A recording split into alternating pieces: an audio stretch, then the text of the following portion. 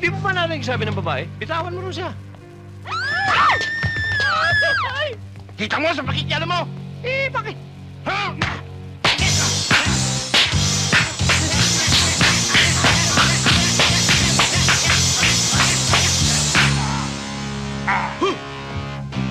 Ay! O, bilang na tayo, ha? O, isa! Dalawa!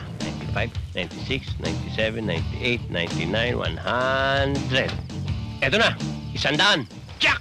Iyan ang bahay ng lolo ko. Ito ba? Wow! Bahay ng mayaman yan, ah. Bahay ng lolo ko yan. Baka nagkamali tayo ng bilang. 100 steps eh. Mula sa punong yun eh. Magtanong tayo.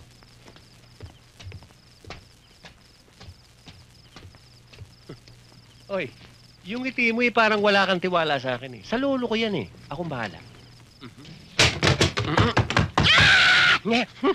Anong palagay mo sa pagmumukha ko? Pinto!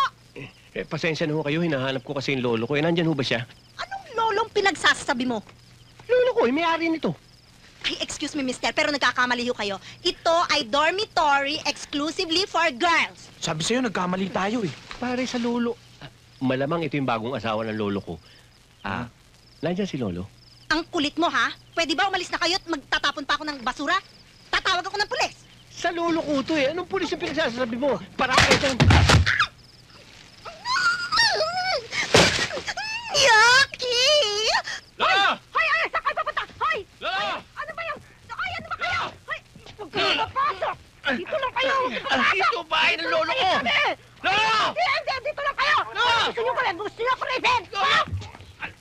Bakit ano nangyari? Eh, itong mga lalaking to eh, nagpupumilit pumasok, hinahanap daw lolo nila. Aray ko!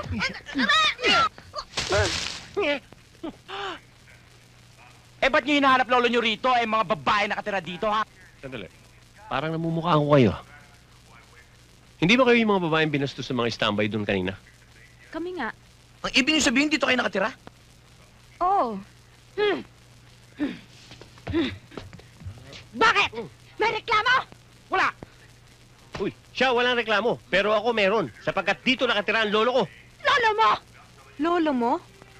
Ikaw si Jose Boy Biglang Awa? Ako nga. Halika tuloy kayo. Ha? Op, ano ko pinatutuloy nga? Ang sama ng ugali niya! Ang sama ng ugali niya. Maraming salamat nga pala sa pagkakaligtas niyo sa amin. Walang ano man yun. Nasaan nga pala ang lolo ko? Miss... Ako si Demi. Siya naman ang pinsang kong si Tracy. Mr. Biglang Awa, bigla ang pagkamatay ng lolo mo. Nabigla ako! Boy! Huwag ka mapabigla-bigla!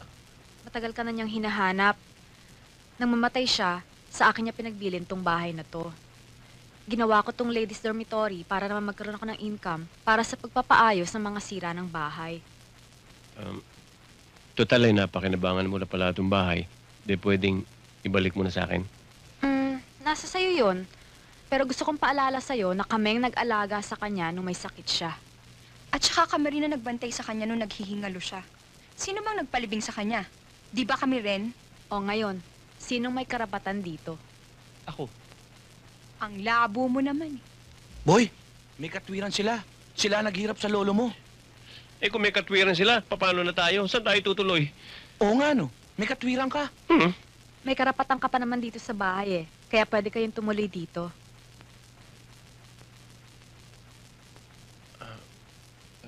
Demi, paano namatay ang lolo? Ubo. Ubo lang. Ubo na naging TB. Okay lang. No, okay. Nga okay. Sige, boy, junior, bahala na kayo dyan ha. Magpahinga na kayo at bukas lang tayo ulit mag-usap. Salamat.